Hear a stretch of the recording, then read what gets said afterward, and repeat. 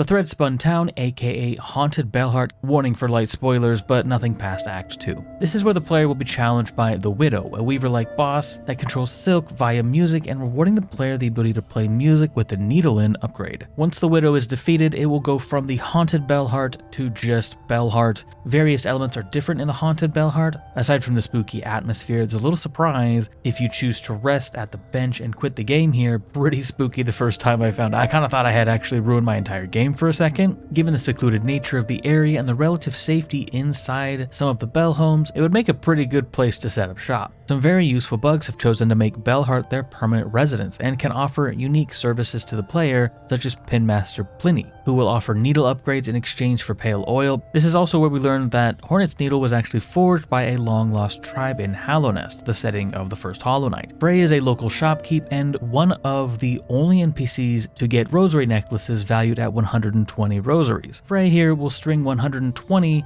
for a cost of 140. Partway through the game, you'll be given a bell home and can outfit it with various furnishings. This bell home is actually the only place in the game where Hornet feels safe enough to actually lay down. Those that stay here sing of motivation, saying things like almost there, which is pretty optimistic considering that they still have to brave by far the worst challenges of their pilgrimage. Courier Pill and Courier Tip will give the player missions that can be used as an alternate way to farm rosaries. They also offer one of the special ingredients needed for a needle upgrade. Quickly running through the rest of the NPCs that are stationed here, we have Relic Seeker Scrounge, who collects historical items the player finds around Farloom in exchange for rosaries. The Bell Hermit really only has one purpose in the game, which I won't spoil just yet, but he does have a very interesting line of dialogue. "You want to cut him down?